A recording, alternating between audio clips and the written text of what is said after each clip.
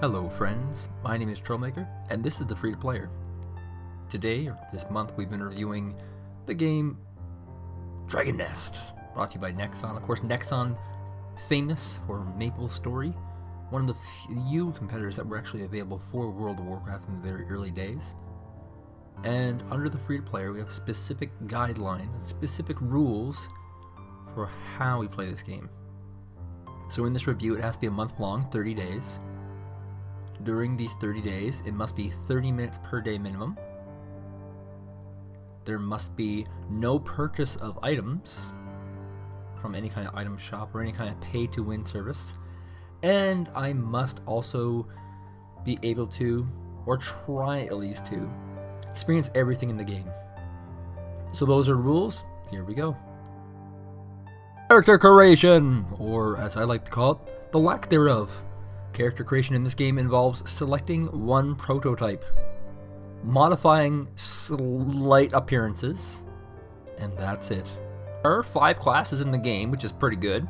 Only one faction, even better. I hate multi-faction.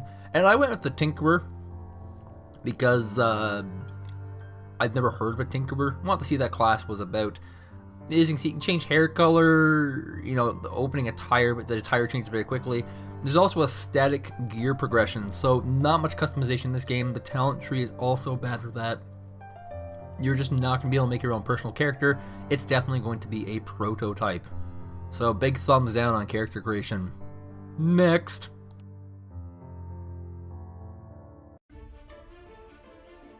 Dungeons! The whole game is made of dungeons. Instead of doing quests in an active world, you go into a dungeon. And so you start off by getting a quest, you go into the dungeon, there's alternative quests you can choose with some sort of board, and then you go into the dungeon. You have 5 difficulties, ranging from casual to medium difficulty to hard, to super hard called Master. And then there's the Abyss, which is kind of like a 4-player heroic dungeon in other types of games. And I did pretty much the whole game on Master, and when I was grouping I did Abyss. Didn't offer much challenge. When you go through the dungeons, you have unique dungeons every time. It's not just the same stuff over and over and over. It's unique enemies, unique environments. You have unique ways of getting through the dungeon. You have different spawn points, different spawn accesses, different bosses, different levels of bosses. In Abyss, you have more bosses than less. And a lot of these offered a lot of replay value because of all the different levels as well. When you get to the final boss, you have a small cinematic in which you do some kind of roar or something, and then you do battle with the demon, and hopefully you win. You can die. If you die, you just turn into a ghost, and you keep trying. If you win, you pick up all the loot, just like a normal dungeon. Then there's a rating system, because there's points in this game. The more points you have, the higher your rating is. The faster you do the level, the more your rating. So the rating would be something like, take your maximum number of points and divide it by your time, and then you get your rating. And ratings can range from anywhere from a D, which is the lowest, to triple S. And keep in mind there's also a double S and there's a single S. Triple S is really hard to do. You have to be like a few levels higher than the dungeon to get that one. And yeah, then after that they gave you the option to magically teleport back to town and then go grab another quest. It's almost better than having an actual world. I really enjoy this part of the game. I think more games should incorporate this style of no real open world. It was fantastic.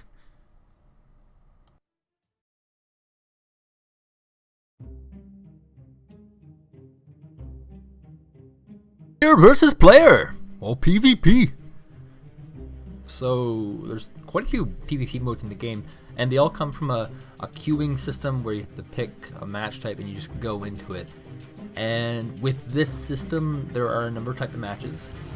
My favorite was the group elimination, where you have 3 or 4 people on your team, and if a person dies, they're eliminated, and they keep cycling in matches until everyone on one team is dead.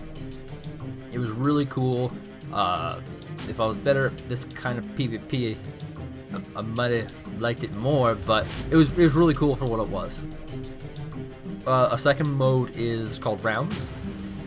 I'm not a big fan of this mode. And basically what this involves is you have a team of 2 to 4, and the captain picks who gets the fight. And generally speaking, the person who gets the fight will always be the best player. And there is repeats, so you can have the same player play 3 rounds in a row. What this means is that lesser skilled players don't really get an opportunity to really show off their stuff. It's not very fun. There's an endless mode, which I didn't get to try because nobody plays it, and there's a lot of other game modes. The only other one that people played was free-for-all, and the community's kind of weird. Instead of actually going free-for-all, they kind of just let each other duel each other. And when you pick a non-dueling class like a tinkerer, you don't do so well in it, and a lot of this PvP is just dueling, and honestly, it's not very good, because all dueling does is encourages the class, or it shows off the class imbalances that exist in the game. It also is imbalanced in another way. They use higher level abilities against lower level players, and that's not fair. When you're level 10 starting off in this, the level 30 abilities, you just get juggled around so badly, so I just didn't really like this PvP. It wasn't very fun.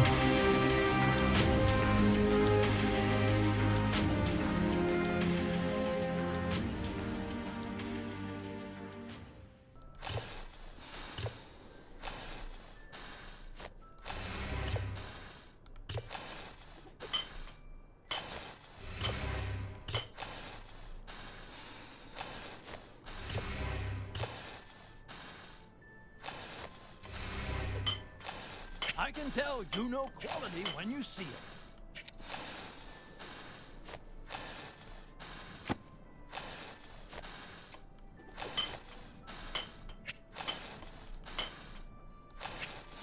Arm's getting tired.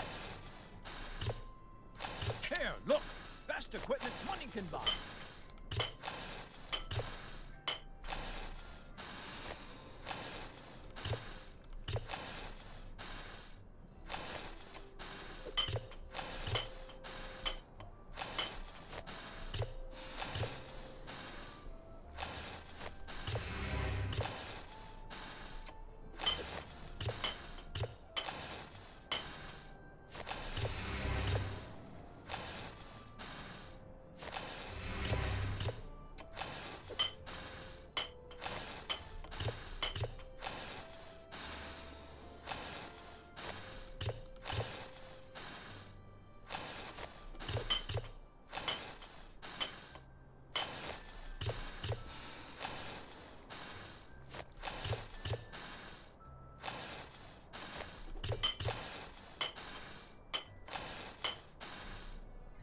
You're always welcome here.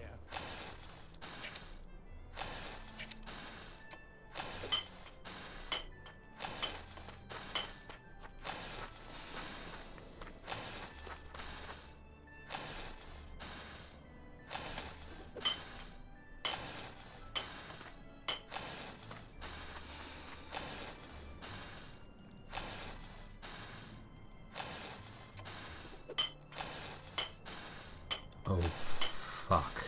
I destroyed it. And that ends the video component of this review. If you'd like to see the full review, it is available at thetroublmaker.com, and it's very long. Very, very long. Like, pages. It's a university paper on Dragon Nest. It's 1 month of experience in one article. It's going to be quite large, but it gives a very accurate depiction of what you're getting from this game. So, what am I playing next month? Well, in spirit of the release of a lot of tactical RTS games, I will be playing World of Tanks.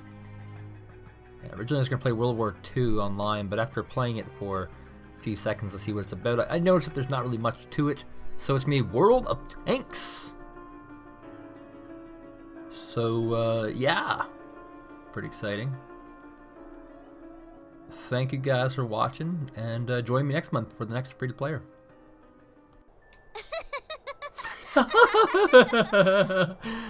That's obnoxious.